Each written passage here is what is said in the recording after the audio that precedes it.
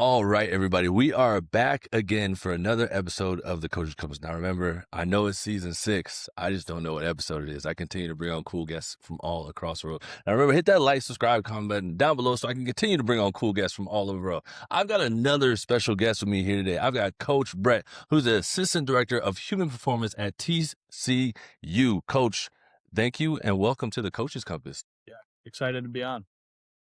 Coach, if we look at, before the titles and the certifications, when Coach Brett first stepped into this field, what's the version of you that stepped in and what were you chasing back then that now no longer matters to you? Yeah. So background, my dad is a football coach. So I've grown. Uncle used to be a strength coach, got out of the game now, but I have memories as a little kid being the one running around the facility, getting in the way of stuff when they weren't even supposed to be there. So I think it really just came down to a chance to serve and kind of give back in the way all those coaches and athletes gave to me as I was growing up. It was never for me about chasing a certain sport, chasing a title, the money. When I started doing it, I was like, I just want to be a coach. I just want to be a strength coach. I want to work in a weight room. I want to work with athletes and help them achieve their goals. So at the end of the day, titles and pay and rings are cool, but are we making athletes better? Are we making them into better young men and women and setting them up for the rest of their lives? So as long as I'm doing that, I feel like I'm serving my purpose and fulfilled in what I do. Even on the days that you saw them doing crazy workouts in there and stuff, you still were like, yeah, I want to be a part of that. Like you were like, yeah, I'm gonna grow up, I'll be that guy yelling at those kids. Like you still felt that way. Yeah. I mean, the energy around it, and the camaraderie of suffering together, when I talk to, our interns and stuff that are coming out of playing sports, I'm like, you'll never get that same locker room feel. You're not going to have that. I played football. You're never going to be in a locker room with 100 dudes again, all suffering for one purpose. But I think, this is one of the closest things you can get to it, the camaraderie, still being part of a team, something bigger than yourself. And that's what it really came down to, is a chance to still do that and suffer together and work towards something with a group of people. Yeah, you talk about that transition going from being an athlete to now the coaching side of the world. What was that transition like for you? Because I know for a lot of, the younger coaches, like you said, talking to the interns, going from letting go of being an athlete, right? Even though you still train like it, that title is hard to let go of. And now you're trying to teach the next generation, like ways to be better than you ever were before. Yeah. I think it's different for everyone. I kind of hit a point when I knew it was time. My college career, I had COVID, so I had a COVID redshirt year, which I took, and it was a long debate for myself and my family of, is this a year I want to take? I had a couple GA offers at the time, so I turned those down to go back, play another year. But by the time I got done with that 5th year, I was like, I'm ready for the next step. I love ball, love the locker room, but the next door is there. I did my time. I got out of football what I wanted out of it. So that transition kind of happened naturally for me. I felt like it was time. I didn't feel like I was chasing or trying to hang on to it. So it was a little easier for me. And then, I think the hardest thing is I started coaching and interning at my school. So, I'm coaching a baseball kid and then I'm in class an hour later with him. He's like, you were just yelling at me to get lower on my squat. And now we're partners in a group project, or we're eating together in the dining hall. So as you get older and get away from, your school and transition away, I think it becomes more natural and easier to transition into that role. You're not trying to, blend that line a little bit, but I think it's different for everyone. And you got to understand when it's your time. And, there's other ways to, I've never felt the calling to compete in powerlifting or Olympic lifting or lifting in any way or competitions in that sense. I just want to train and continue to better myself. So that's where I still, kind of scratch that itch and, I'll try to hop on a program with some buddies. But at some point, everybody's got to hang it up. And I think mentally, you just got to find a way to come to term with it. And what are you going to pursue next?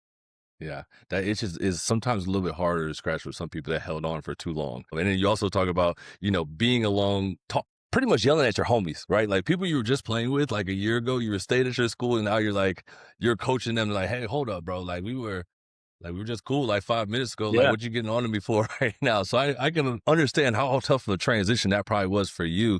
But even if you look at your earlier time in the career, when was there like points where you're like, man, like this was way tougher than I expected it to be, but you still realize like, but no, this is my calling. This is where I should be at. yeah. I think I had a good idea what I was getting into with my dad being a football coach. I saw the 5 a.m.s, getting home at 10 p.m., sleeping on the couch because you got home late and you got to be in the next morning for film. But for myself, it was a summer going into my fourth year of college. I went up to the University of Minnesota Duluth and did an internship over the summer. The director at the time left my third day there. He warned me before I went, but he was like, I'm leaving. He took a job somewhere else. So it was me and two paid interns at the time. So all of a sudden, instead of kind of getting introduced and, gradually it was Fire. thrown into the fire pretty much. It was, they had, they were like, we had this whole plan. You were going to work with women's soccer, like progress to lead them through the summer. And they're like, well, you play football, you know what's going on. One of us has to be in the weight room while football's on the field. So you're in charge of all the skills. Go. Here's the sheet.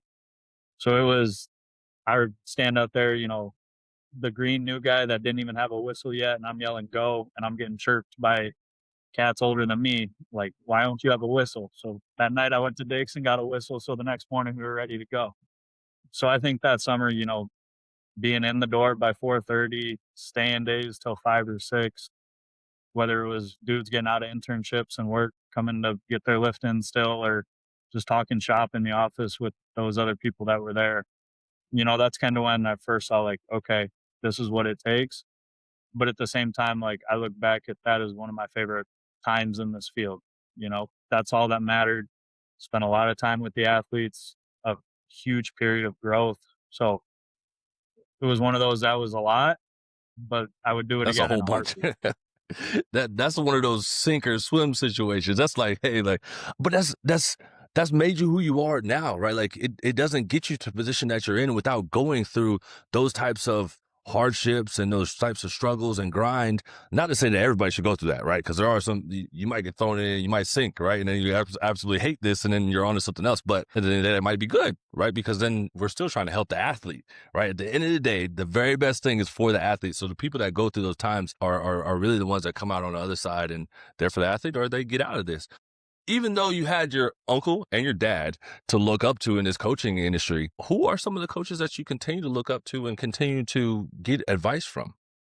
Yeah. The first one being my strength coach, Josh Edwards at Loras College. Phenomenal coach, has been in the game for a while, been around a little bit. Seeing what he was able to do at a smaller school, limited resources. I'm blessed here at TCU. We got however You many guys got full-time some crazy coaches, a stuff over brand new there. room. Like I'm like at the pinnacle now, but I remember being there and like I thought we had it good for a deep. Like we had a good room, had two full-time strength coaches, like we had it good.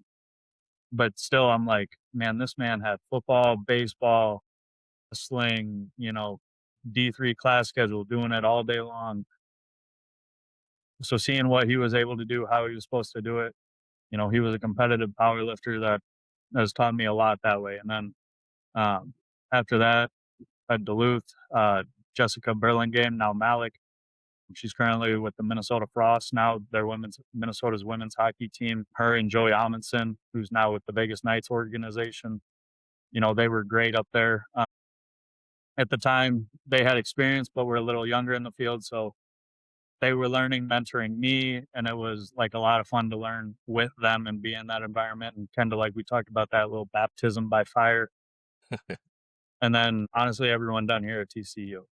Zach Dakin, obviously been in the game. You've had plenty of his disciples on this Yeah, podcast, and it's some hard to look around dogs. the field. It's hard to look around and find some people not connected back here and back to him in some manner. And Taylor Larson here too. They've all been phenomenal mentors, leaders. Anytime I have a question, I'll reach out to any of them.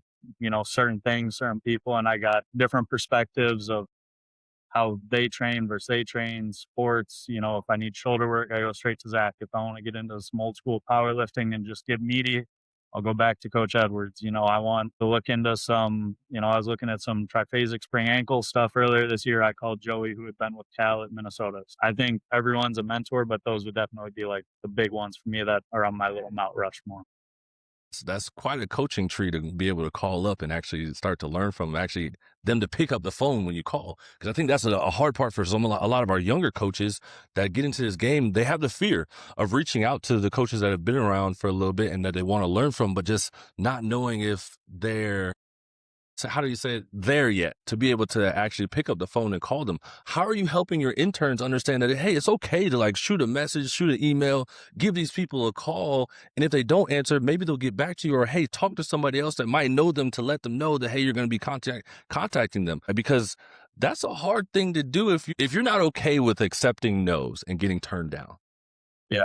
It's actually one of our assignments in our internship curriculum. They're about to do it right now. They got to reach out to 3 different coaches.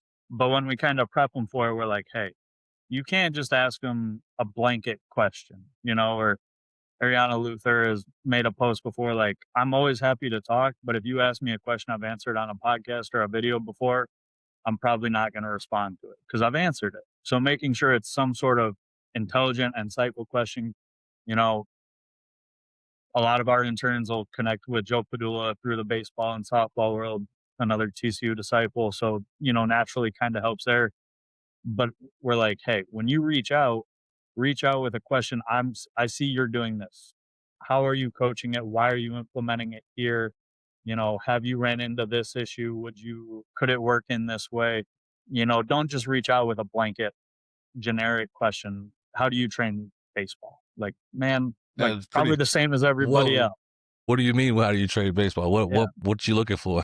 Yeah. Like it's got to be a specific question and something they probably haven't answered. But at the end of the day, I think we all got into this game to help, to give back. And we all got helped along the way. There's almost no one that I reached out to that has never gotten back to me in some shape, manner, or form. I think a lot of us want to pay it forward and give back in the same way. It's interesting. I see it starting to shift a little bit with a lot of the mentorships and groups in that sense.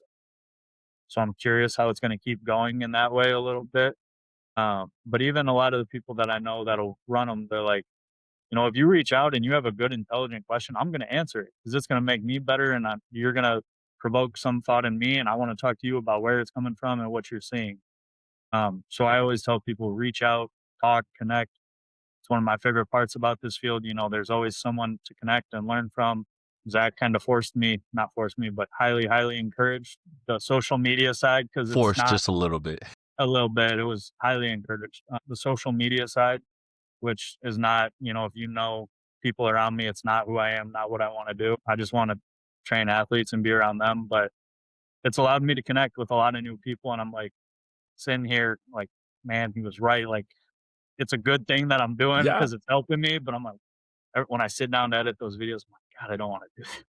I just want to train the kids, man. Still feel prehistoric, like trying to edit all these videos and stuff, and you're like sitting there like, why did it take me so long to make a 30-second video I don't get how some of these people put out videos every day and all this constantly? stuff. I'm like, I don't know what do people want to see first off? And I'm like, how do you you got time to do all this?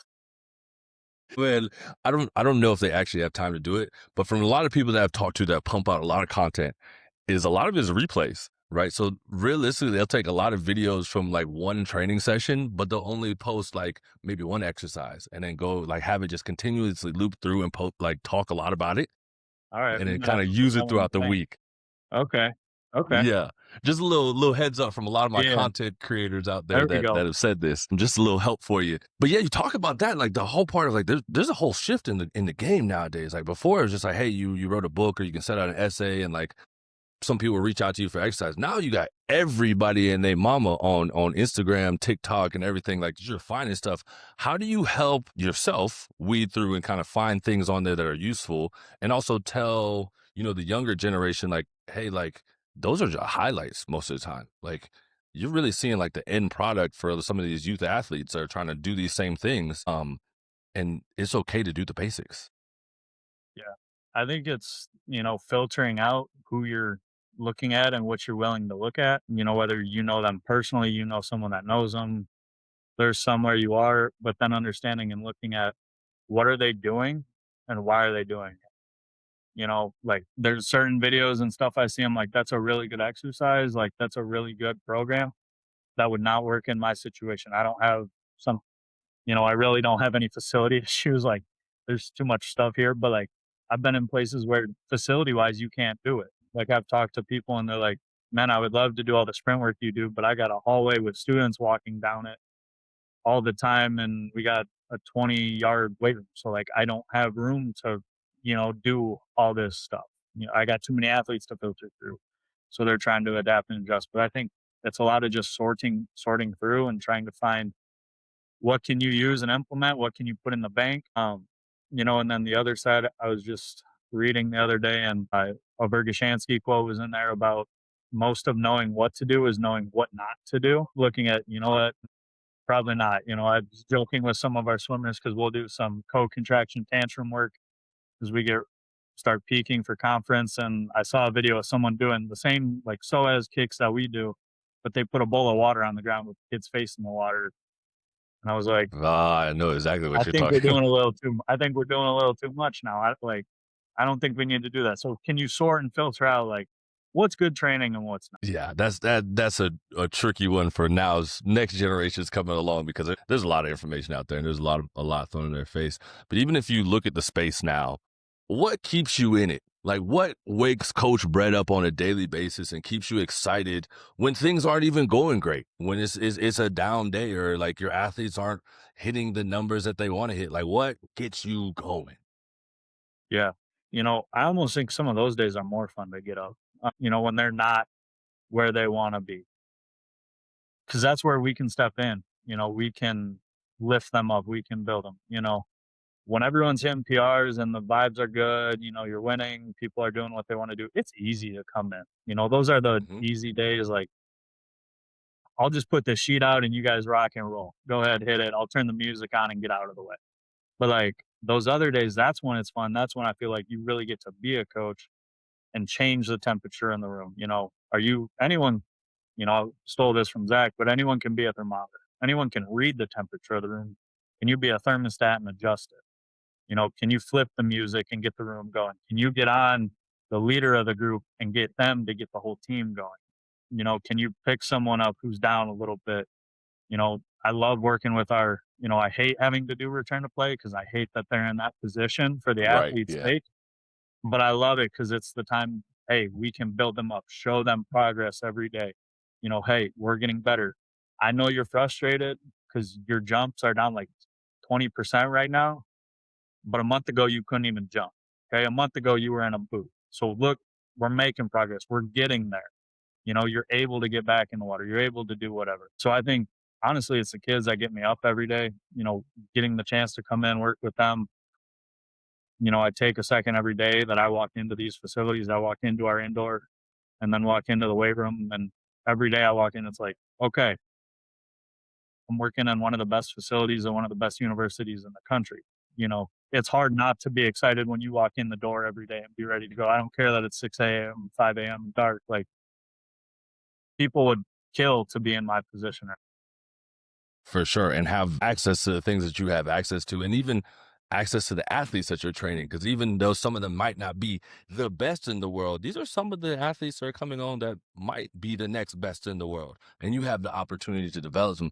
But last thing before we get out of here, Coach, fast forward 10 to 15 years from now, what do you hope people say about how you coached? Not who you coached, but how you coached in this world. Yeah. I mean, that's a great question. You never know I don't think you ever know where you're going to be, whether it's a big university, small, high school, private. The field changes too much. You never know. I think there's people that are always changing. You know, when I replicate it to what I went through. When I look back, I see coaches that made me better. I can talk about them. The workouts we did were great, whatever. That one sucked. I can't believe we did that crazy Why workout. were we there? Like, how did we even do that? Like, that he was nuts for making us do that. But they made me a better man. They made me a better woman. They made me a better person. I hope they can look back and say, I held them accountable. I made them better and just push them to be the best they could and build that confidence and believe in themselves. Hitting new maxes, jumping, sprinting, weight on the bar, it's great. Performances in the sport, that's why we're here. But at the end of the day, we're also here to develop and mentor these athletes. and prepare them for life after the sport. You know, can they show up on time? Can they do what they're supposed to do? Can they get stuff done within a high manner? Can they do it when they don't want to do it? You know, are they disciplined? So I think that's what I want them to remember, and how I want to be remembered as a coach that made their people better. Coach, that's spoken the truth. And coach, I want to say thank you so much for coming on today and keeping it real and telling us how it is to be at the college side of things and what got you thrown into the fire and how you are where you are today. So thank you so much, coach. And that's it. I appreciate the opportunity. Of course. And